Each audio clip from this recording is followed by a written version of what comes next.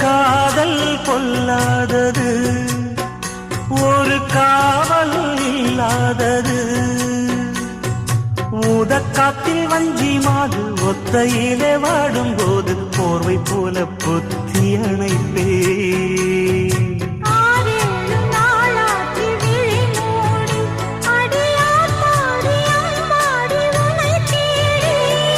நீதானே மானே என் இளஞ்சோடி, உனை நீங்காது என்றும் என் உயிர் நாடி.